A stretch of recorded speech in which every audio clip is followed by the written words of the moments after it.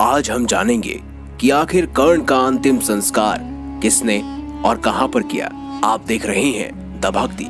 अगर अभी तक आपने हमारे चैनल को सब्सक्राइब नहीं किया तो देर किस बात की, चैनल को अवश्य सब्सक्राइब करें और बेल आइकन जरूर दबाएं ताकि ऐसी ही खास लेटेस्ट अपडेटेड वीडियोस आपको जानने और सुनने को मिलती रहें। साथ ही अगर अभी तक आपने द भक्ति का इंस्टाग्राम पेज फॉलो नहीं किया तो देर किस बात की, अभी इंस्टाग्राम पर जाएं और द भक्ति को फॉलो अवश्य करें। दोस्तों, हम सभी कर्ण की जन्म की कहानी के बारे में जानते हैं, इसीलिए आज हम आपको कर्ण के अंतिम संस्कार से जुड़े कुछ ऐसी रोचक तथ्यों से अवगत कराएंगे जिसके बारे में आपको जानकर बहुत हैरानी होगी। कर्ण की माता कुंती थी और सूर्य से उन्हें ये संतान वरदान के रूप में प्राप्त हुई थी। कुंती अविवाहित होने के कारण इस संतान को अपने पास नहीं रख सकी थी, इसीलिए उसने इसे नदी में प्रवाहित कर दिया। उन्हें रथ चलाने वाले एक सारथी ने पाला था। कर्ण को सूत पुत्र कहा जाता है। महाभारत के युद्ध में कृष्ण ने पांडवों का साथ दिया था और कर्ण ने अपनी मित्रता निभाते हुए दुर्योधन का साथ दिया। लेकिन क्या आपको पता है कि कर्ण की मृत्यु के बाद उनका अंतिम संस्कार आखिर किसने किया था?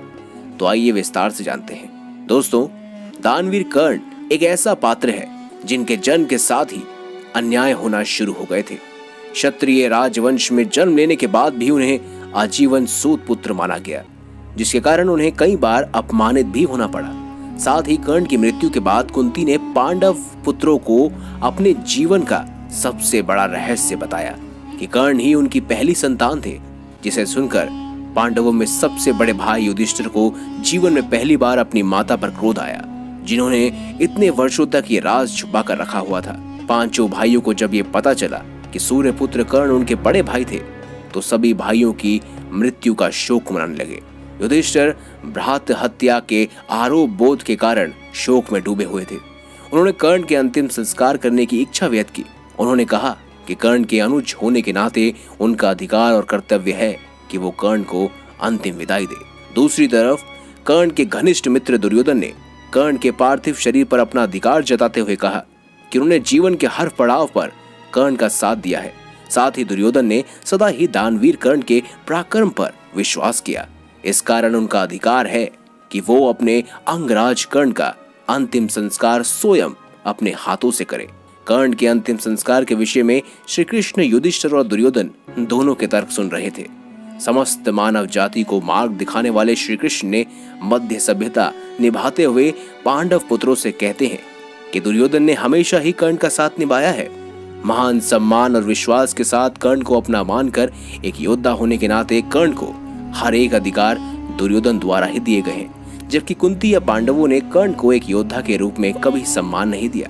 श्री कृष्ण ने सत्य का ज्ञान देते हुए कहा कि किसी भी कारण से छोड़ने वाले से बड़ा हमेशा स्वीकारने वाला होता है, जो हमारे सभी अच्छे बुरे रहस्य जानकर भी हमें अपनाता है। इसीलिए दुर्योधन की मित्रता बहुत ही घनिष्ठ रही है। इस कारण से कर्ण के अंतिम संस्कार करने का अधिकार सिर्फ दुर्योधन को ही मिलना चाहिए। इस प्रकार श्री कृष्ण की बात स्वीकारते हुए दुर्योधन ने कर्ण का अंतिम संस्कार किया। साथ ही दोस्तों, कर्ण की मृत्यु के बाद उसका अंतिम संस्कार भूमि पर नहीं किया गया। कर्ण ने श्री कृष्ण से यह वरदान मांगा था कि मृत्यु के पश्चात मेरे देह का एक स्थान पर अंतिम संस्कार किया जाए जहां कोई पाप न हुआ हो। तब संपूर्ण धरती पर ऐसे स्थान की खोज की गई, लेकिन कोई भी जगह ऐसी नहीं मिली जहां पाप न हुआ हो। सिर्फ श्री कृष्ण के हाथ ही ऐसे स्थान थे जहां कोई पाप नहीं हुआ था। इसीलिए कर्ण का अंतिम संस्कार श्री कृष्ण के हाथों पर किया गया था।